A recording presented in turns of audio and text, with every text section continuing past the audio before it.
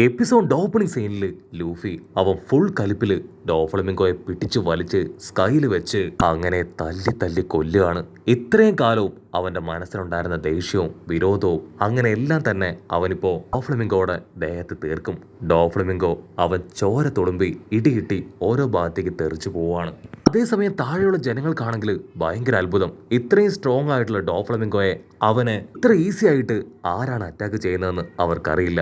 പക്ഷെ അവരാണെങ്കിൽ ഇപ്പൊ ലൂഫിക്ക് കട്ട സപ്പോർട്ട് കൊടുക്കും. ഖമോൺ, ഒരു കാരണവശാലും അവനെ വെറുതെ വിടാൻ പാടില്ല. ഞങ്ങളെ ഇത്രയും കാലവും മണ്ടന്മാരാക്കി ഞങ്ങളുടെ മെമ്മറീസ് അത് ഹൈഡ് ചെയ്ത് ഞങ്ങളുടെ പ്രിയപ്പെട്ടവരെ വെറും ടോയ് ആക്കി മാറ്റി ഞങ്ങളുടെ ലൈഫ് നശിപ്പിച്ച് ഞങ്ങളുടെ രാജ്യത്തെ തന്നെ ഇല്ലാതാക്കാൻ ശ്രമിച്ചവനാണവൻ. അവന് ഒരു കാരണവശാലും വെറുതെ വിടാൻ പാടില്ല എന്ന് പറയും. അത് കേൾക്കുമ്പോൾ ലൂഫിയുടെ ഉള്ളിലെ ആവേശവും ആർജവും ഒക്കെ കൂടി അവൻ വീണ്ടും വീണ്ടും ഡോഫ്ലമിംഗോയെ തല്ലിക്കൊണ്ടേയിരിക്കും. കട്ട് ചെയ്ത ഇത്തരം പൈറട്ട് അവനാണെങ്കിൽ ലൂഫിയുടെ അറ്റാക്കും പവറൊക്കെ കണ്ട് വണ്ടറടിച്ച് നിൽക്കുകയാണ്.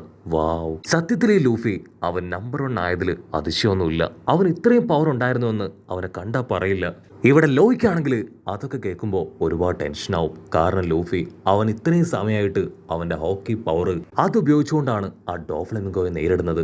ഹോക്കി പവർ അത് ഒരുപാട് നേരം ഉപയോഗിച്ച ലൂഫിക്ക് തന്നെ അത് വലിയ അപകടമായിട്ട് വരും. എത്രയും വേഗം എന്നെ കൊണ്ട് കഴിയുന്ന എന്തെങ്കിലും ചെയ്യണമെന്ന് പറഞ്ഞ് ലോ ആണെങ്കിൽ മനസ്സിൽ കാര്യമായിട്ട് എന്തൊക്കെയോ അങ്ങനെ കാൽക്കുലേറ്റ് ചെയ്യാണ്. അപ്പൊ അവിടുന്ന് അങ്ങനെ ക്യാമറ സൂം ചെയ്ത് ലോങ് ഷോട്ടിലായിട്ട് ആരോ ഒരാൾ നടന്നു വരുന്നതായിട്ട് കാണിക്കും. അത് മറ്റാരുമല്ല, സാക്ഷാൽ ബ്ലാക്ക് ബിയർഡിന്റെ അസിസ്റ്റന്റ്. അവനാണെങ്കിൽ 32 പല്ലൊക്കെ കാണിച്ച് എളിച്ച് ലൂഫിയുടെ പേര് വിളിച്ച് നിലവിളിച്ചായിരിക്കും അവിടേക്ക് കടന്നു വരിക. ദൂരത്തായിട്ട് കോള അവളിപ്പോ അവനെ കറക്റ്റായിട്ട് പോയിന്റ് ചെയ്ത് അവനെ തിരിച്ചറിയാണ്.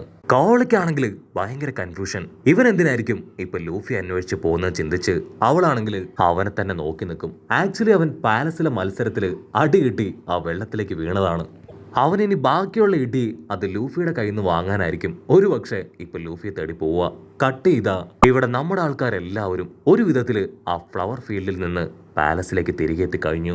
വയലറ്റ് ആണെങ്കിൽ നടക്കുന്ന ഓരോരോ കാര്യങ്ങൾ അത് അപ്പോ കൃത്യമായിട്ട് റിങ്കോ കിങ്ങിനെ വിളിച്ച് അറിയിക്കും. അവിടുന്ന് അങ്ങനെ ബ്ലാക്ക് ഔട്ട് ചെയ്താ ഇപ്പൊ സോറോയെ കാണിക്കും. അവനാണെങ്കിൽ ചുറ്റും നോക്കും.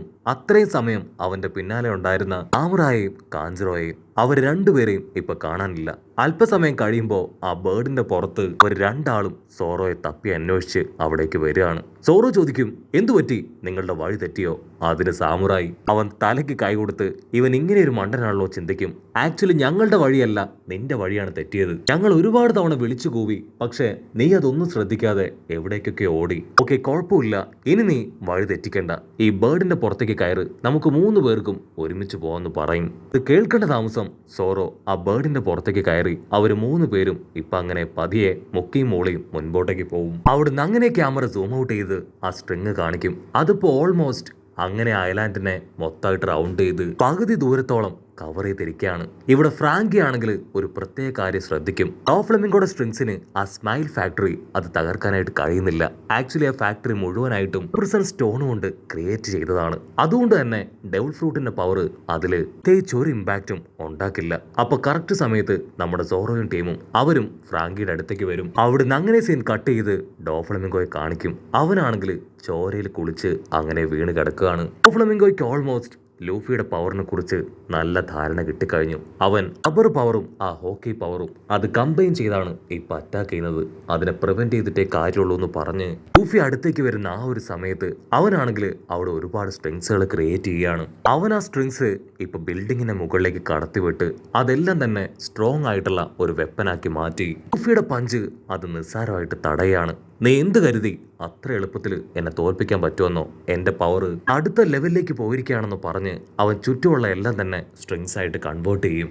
ലൂഫിക്കാണെങ്കിൽ കാര്യം കറക്റ്റായിട്ട് മനസ്സിലാവും. അവൻ ലൂഫിയുടെ പഞ്ചിനെ എല്ലാം റെസിസ്റ്റ് ചെയ്ത് അവന്റെ ബോഡിയിലെ ഡാമേജസ് അതെല്ലാം തന്നെ അവന്റെ സ്ട്രിങ്സ് ഉപയോഗിച്ച് ഹീൽ ചെയ്തുകൊണ്ടിരിക്കുകയാണ്. ലൂഫി ആണെങ്കിൽ ഒരുപാട് നേരമായിട്ട് ഡോഫ്ലമിംഗോ ക്രിയേറ്റ് ചെയ്യുന്ന ബാരിയേഴ്സ് അത് തകർക്കാനായിട്ട് ശ്രമിക്കുകയാണ്. പക്ഷെ ലൂഫി ആണെങ്കിൽ ഓരോ ബാരിയേഴ്സ് തകർക്കുന്നോറും ഇവിടെ ഡോഫ്ലമിംഗോ അവൻ സിമ്പിൾ ആയിട്ട് അവന്റെ വെബ് പവർ അത് അവിടെ ഉണ്ടായിരുന്ന ഓരോ ബിൽഡിങ്ങുകളിലേക്കും അങ്ങനെ കടത്തിവിട്ട് ലൂഫിയെ പ്രിവെന്റ് ചെയ്ത് നിർത്തുകയാണ്. ഡോഫ്ലമിംഗോയ്ക്കാണെങ്കിൽ വെബ് ക്രിയേറ്റ് ചെയ്യാൻ ഒരുപാട് പവറും സ്ട്രെങ്ത്തും ഒന്നും ആവശ്യമില്ല. പക്ഷെ അതേസമയം ലൂഫിക്ക് അവന്റെ 4th ലെവലിൽ അങ്ങനെ പിടിച്ചു നിൽക്കണമെങ്കിൽ കുറെ സ്ട്രെങ്ത്തും പവറും ആവശ്യമാണ്. അവനെ കൊണ്ട് ഒരുപാട് സമയം 4th ഗിയറിൽ സ്റ്റേബിൾ ആയിട്ട് നിൽക്കാൻ പറ്റില്ല.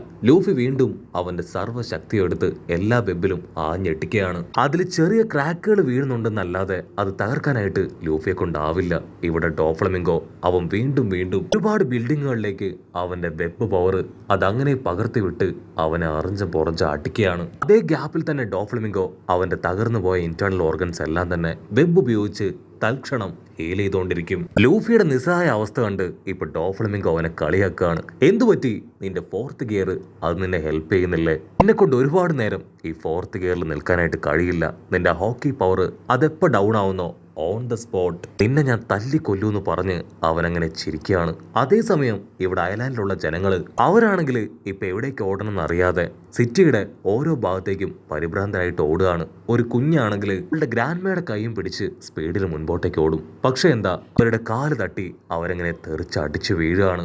ഗ്രാൻഡ്മയാണെങ്കിൽ അവളുടെ കൈ പിടിച്ച് പറയും, എന്നെ കൊണ്ടിനി ഓടാനായിട്ട് കഴിയില്ല. എന്റെ ജീവിതം അത് ഓൾമോസ്റ്റ് ജീവിച്ച് തീർന്നതാണ്. നിനക്കൊരു വലിയ ഭാവിയുണ്ട്. എങ്ങനെയെങ്കിലും നീ രക്ഷപ്പെടണമെന്ന് പറഞ്ഞ് അവളെ പറഞ്ഞയക്കും. മറ്റൊരു ഭാഗത്ത് ഹോസ്പിറ്റലിൽ ഡോക്ടേഴ്സും നഴ്സും ഒക്കെ വിളിച്ചു പറയും, ഹലോ, ദയവ് ചെയ്ത് ആരെങ്കിലുമൊക്കെ ഇവിടേക്ക് സഹായത്തിന് വരണേ. ഒരുപാട് പേഷ്യൻസിന് അനങ്ങാൻ പോലും കഴിയാതെ ഇവിടെ പെട്ടുകിടക്കുകയാണ്. അവരെങ്ങനെയെങ്കിലും രക്ഷിച്ച് സേഫ് ആയിട്ടുള്ള സ്ഥലത്തേക്ക് കൊണ്ടുപോകണം. മറ്റൊരു ഭാഗത്ത് ഒരാള് ആളുടെ കാല് തകർന്ന് നടക്കാനായിട്ട് കഴിയാതെ ഒരു ഭാഗത്ത് അങ്ങനെ നിസ്സഹായനായിട്ടിരിക്കും. മറ്റൊരു ഭാഗത്ത് ഒരുപാട് ബിൽഡിംഗ് പീസുകൾക്കിടയിൽ പെട്ടുകിടന്ന ഒരാളെ എങ്ങനെയെങ്കിലും പുറത്തെടുക്കാൻ ശ്രമിക്കുകയാണ്. ഇവിടെ ഒരു അമ്മ അവരുടെ 5 വയസ്സ് മാത്രം പ്രായമുള്ള കുഞ്ഞിനെ കാണാതെ അങ്ങനെ പരിഭ്രാന്തിയായി പൊട്ടിക്കരയും. അയർലാൻഡിന്റെ ഓരോ ഭാഗത്തു നിന്നും ഇപ്പൊ ഓരോ ജനങ്ങളുടെ നിലവിളി അതങ്ങനെ കൂടി വരികയാണ്. ഇവിടെ കിങ് ആൾക്കാണെങ്കിൽ എന്താ ചെയ്യണ്ടേ എന്താ പറയണ്ടേന്നറിയില്ല. ഒരേപോലെ ദേഷ്യവും സങ്കടവും അതങ്ങനെ വന്ന് ആള് വയലറ്റിനെ കോണ്ടാക്ട് ചെയ്യാൻ ശ്രമിക്കും. പക്ഷെ പോസിറ്റീവായിട്ടുള്ള ഒരു റിപ്ലൈ പോലും അവളുടെ സൈഡിൽ നിന്ന് ഉണ്ടാവില്ല. വേറെ വഴിയില്ലാതെ ബ്രോഡ്കാസ്റ്റ് ചെയ്യുന്ന ആ ഒരു സ്നെയിൽ എടുത്ത് ആളിപ്പോ അനൗൺസ് ചെയ്യും, ഇത് ഞാനാണ്, ഡോഫ്ലമിംഗോയ്ക്ക് മുൻപ് ഡെസറോസ ഭരിച്ചിരുന്ന സാക്ഷാൽ റിങ്കു കിങ്. ഇപ്പൊ നമ്മൾ കടന്നു പോകുന്നത് വളരെ മോശമായിട്ടുള്ള ഒരു സിറ്റുവേഷനിലൂടെയാണ്. ആ ഡോഫ്ലമിംഗോ അവൻ ഈ സ്ട്രിങ് പവർ ഉപയോഗിച്ച് നമ്മളെ എല്ലാവരെയും തകർക്കാനായിട്ട് ശ്രമിക്കുകയാണ്. പക്ഷെ പേടിക്കേണ്ട ആവശ്യമില്ല. പ്രതീക്ഷയുടെ ഒരു കണിക നമ്മുടെ മുൻപിലുണ്ട്. നമ്മുടെ ടീമിൽ ചേർന്നവരെല്ലാം ചേർന്ന് ആ ഡോഫ്ലമിംഗോയുടെ ഓൾമോസ്റ്റ് എല്ലാ അസിസ്റ്റൻസിനെയും കൊന്നു കളഞ്ഞു. ഇനി ആ ഡോഫ്ലമിംഗോയെ കൂടെ നമുക്ക് തകർക്കാനായിട്ട് കഴിഞ്ഞാൽ പിന്നെ ഈ പ്രോബ്ലംസിൽ നിന്നെല്ലാം തന്നെ നമുക്ക് രക്ഷ നേടാനായിട്ട് സാധിക്കും. ആ ഒരു വാർത്ത കേൾക്കേണ്ട താമസം ഇപ്പൊ ജനങ്ങളുടെ എല്ലാം മനസ്സിൽ പുതിയൊരു പ്രതീക്ഷയും സന്തോഷമൊക്കെ ഉണ്ടാവുകയാണ്. നമുക്ക് വേണ്ടി ഇതെല്ലാം ചെയ്യുന്നത് സ്ട്രോഹ ലൂഫിയും അവന്റെ ടീമുമാണ്. ഇപ്പൊ നമ്മുടെ മുൻപിൽ വേറെ വഴിയില്ല. നമ്മുടെ രാജ്യത്തെ രക്ഷിക്കാനായിട്ട് ഇവിടേക്ക് വന്നത് ഈ പൈററ്റ്സ് ടീമാണ്. എനിക്ക് അവരിൽ നല്ല പ്രതീക്ഷയുണ്ട്. അതുകൊണ്ട് തന്നെ ആ ഫൈറ്റിന് ഒരു റിസൾട്ട് ഉണ്ടാവുന്നത് വരെയെങ്കിലും നിങ്ങളെല്ലാവരും നിങ്ങളുടെ ജീവൻ പ്രൊട്ടക്ട് ചെയ്യാൻ നിങ്ങളെ കൊണ്ടാവും പോലെയുള്ള പ്രിക്കോഷൻസ് അത് തീർച്ചയായിട്ടും സ്വീകരിക്കണം എന്ന് പറഞ്ഞ് ആളാണെങ്കിൽ ആളുടെ വേർഡ്സ് വൈൻഡപ്പ് ചെയ്യും. കിങ്ങിന്റെ വാക്കുകൾ കേൾക്കേണ്ട താമസം നമ്മുടെ ഗ്രാൻഡ്മ അവരാണെങ്കിൽ ഒറ്റയ്ക്ക് എഴുന്നേറ്റ് 100-110 ഓടും. മറ്റൊരു ഭാഗത്ത് ഇറുക്കുപറ്റി റോഡിലിരുന്നവരും കല്ലിന്റെ ഇടയിൽ പെട്ടവരും അങ്ങനെ എല്ലാവരും ഇപ്പൊ അവരെ കൊണ്ട് പറ്റും പോലെ അവിടുന്ന് രക്ഷപ്പെടുകയാണ്. ഡോക്ടേഴ്സ് നഴ്സും ആണെങ്കിൽ ആരുടെ സഹായം ഇല്ലാതെ തന്നെ അവിടെയുള്ള പേഷ്യൻസിനെ അവരെ കൊണ്ട് പറ്റും പോലെ രക്ഷിക്കാൻ തുടങ്ങും. പിന്നെ അവിടെയുള്ള എല്ലാവരും ഇപ്പൊ ലൂഫിയിലും കിങ്ങിലും വിശ്വാസം അർപ്പിച്ച് അവരുടെ ജീവൻ അത് പ്രൊട്ടക്ട് ചെയ്യാനായിട്ട് ലൂഫിയുടെ പേര് വിളിച്ച് അവിടെ മുഴുവൻ ഓടി നടക്കും. ഈ ശബ്ദം എല്ലാം കേട്ട് ലൂഫിക്ക് അതൊരു പുതിയ ഊർജ്ജമായി മാറി ഇപ്പൊ ഡോഫ്ലമിംഗോയ്ക്ക് നേരെ കൊതിച്ചു വരുന്നതോട് കൂടെ ഈ ഒരു എപ്പിസോഡും അവസാനിക്കുന്നു. എപ്പിസോഡ് ഇഷ്ടപ്പെടുകയാണെങ്കിൽ തീർച്ചയായിട്ടും ലൈക്ക് ചെയ്യാനും കമന്റ് ചെയ്യാനും ഷെയർ ചെയ്യാനും മറക്കല്ലേ. അടുത്തൊരു അടിപൊളി എപ്പിസോഡുമായിട്ട് കാണുന്നവരെ ഇറ്റ്സ് മീ വിത്ത് മല്ലു വെബിസോ.